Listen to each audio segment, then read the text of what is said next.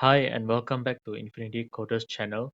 In this video, we will provide an essential concept to further understand what is this main method, what is the usage of the curly braces, how do you use a double quotation. For example, in this system print, we can see there's a double quotation, when you will use a double quotation.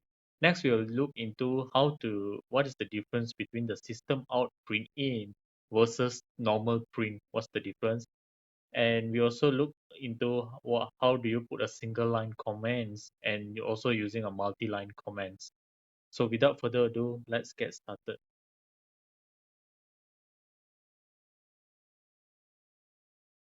Next, let's look into the main method. So in past previous video, we have looked into how do we create the first Java code and how do you, from the moment you create your first Java code, how do you compile your code and show the output in the console section. So in Java, the most important thing is actually the main method. So as we can look here, there is a public static void dot dash main. So this is the most important where it determines the entry point of any Java program. It is a method that gets executed when you run a Java program. The main method must be defined in the following signature. So the main method, as you can see here, is called static void main, and inside there's an argument, and then there's a curly bracket, and there's a system out print in. First, let's look into what is the meaning of public.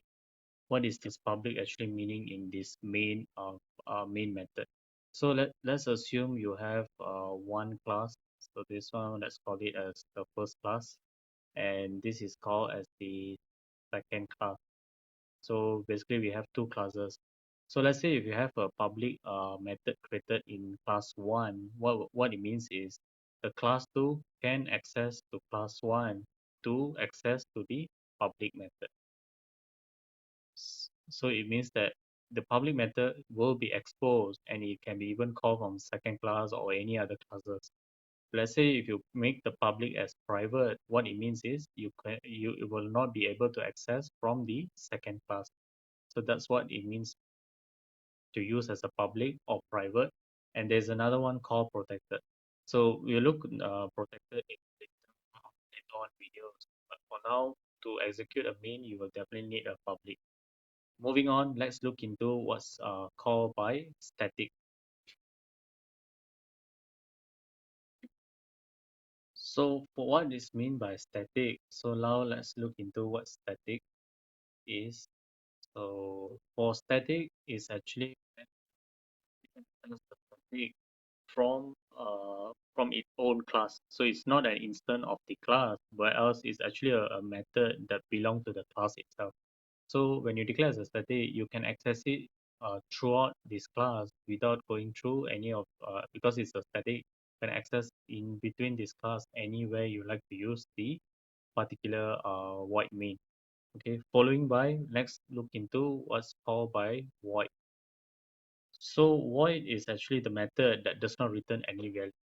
If you like to return any value, then you have to write your function like you can write it as public, you can call it as string or boolean string, and then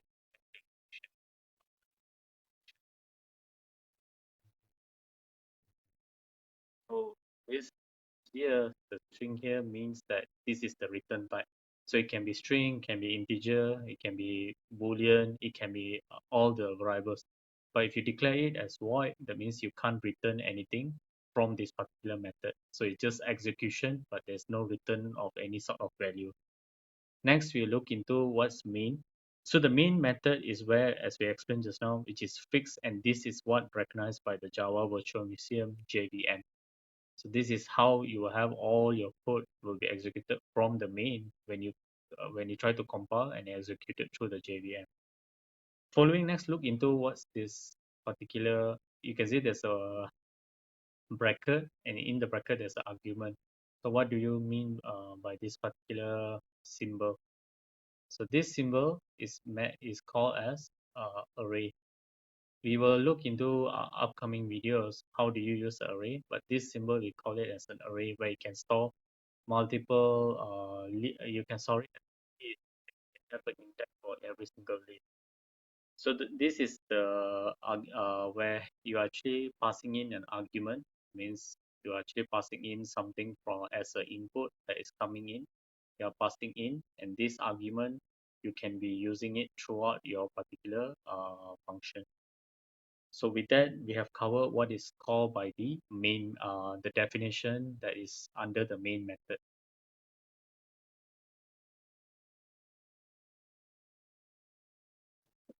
Moving on, let's look into what's the usage of curly braces. So in Java or any other programming languages, curly braces that we can look here, this is the opening and this is the closure of the curly braces, are used to define block of code. So when you have an opening, then this is the closing. So this entire code is called a block of code. So this, and see, this is actually a block of code. Okay, so the blocks can be used in loops, conditional statements, methods, and classes.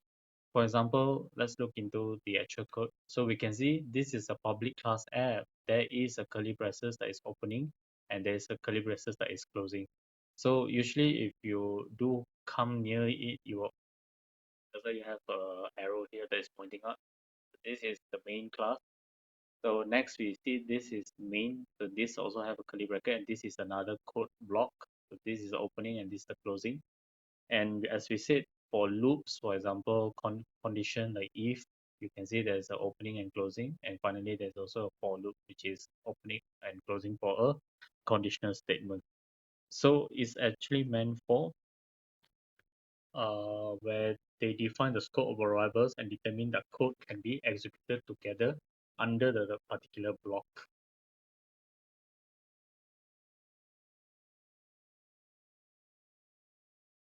Next, let's look into what's the meaning of double quotes. Why are we using a double quote?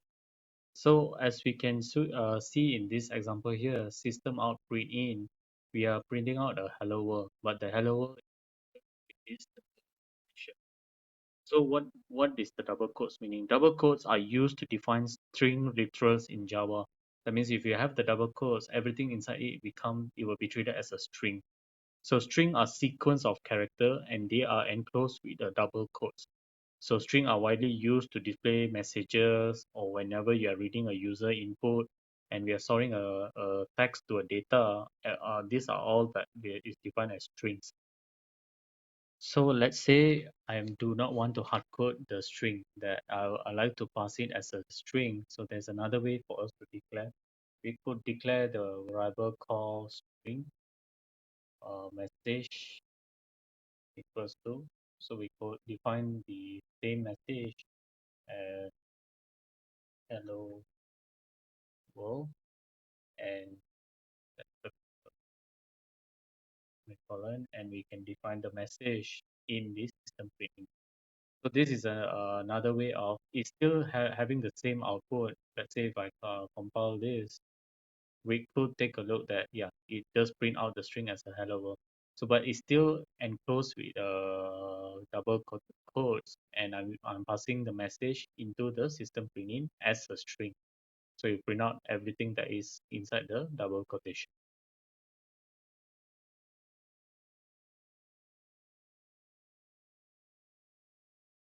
Next, let's look into Java output. So to print out Java output, there's two ways we can use out print ln. So we call it as print ln, or you can call it as print inline. And versus there's another one, system out print. So both of these are to use to display output in Java, but they do have a slight difference. So for the first method, system out print inline, what is this is to print an output and move the cursor to the next line after printing. It adds a new line character at the end of the output, so the next output will appear on a new line, which means that every single time you are trying to use the print line, you will be automatically already adding you the slash, we call it a line character.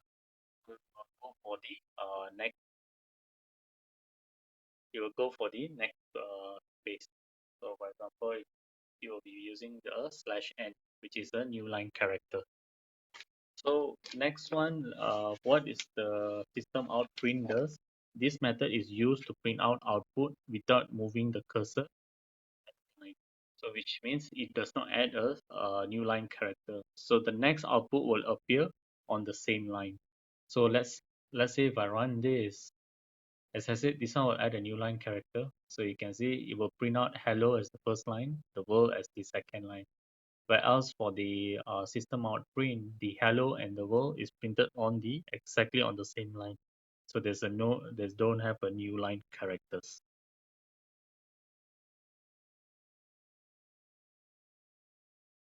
Moving on, let's look into how do we do comment.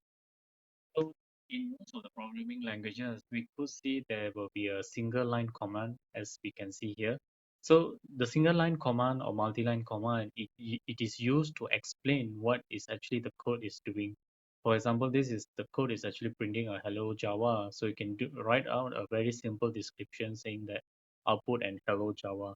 So during compilation time, if you have a single line command or multi-line command, it will be excluded from the compilation. So it will be completely excluded. It's not treated as part of the compilation of the object classes. So for single line command, you will have a double notations. For example, if let's say if I remove the single line command, it becomes in this, and this is the error because it will have to be treated as a string. So if you want to treat it as a string, you have to use a double command. So for now, I'm enabling that. Let's say you have this is only 3 line codes, but you have a very long line codes and you like to disable together. So there's one way is you could highlight everything and you could press Control and the slash. It will be auto. It will directly add for you a single line command in front of every single line that you like to uncomment. So let's say if I like to highlight this, I could just select everything and just click on Control and the flash. So it will unhighlight everything. So this is a what you call a shortcut. How do you want to highlight a single line command or you want to unhighlight a single line command? Moving on, let's look into the multi-line command. So for multi-line command, it's not exactly a single line, whereas this is you can comment out multi-line, but by using a slash star at the beginning and the star slash to end the multi-line command. For example, I do have 3 places here. So if I do want to uncomment this out, I can also use this. Yeah, so it will be coming in a pair. So you just have to put it the end, and you can see it will unhighlight in the multi-line command. Yeah. So this you can either use a single line command or multi-line command. So it depends on preference. So it will be very easy for you to actually uncomment it. For example, I already show this. Let's say if I want to uncomment, I can just use control and this, it will uncomment and it will show out the system out print. So with this, we have reached to the end of the end of today's section. So if you do we have learned about the main method, usage of the curly bracket, double quotes, Java outputs, and Java commands.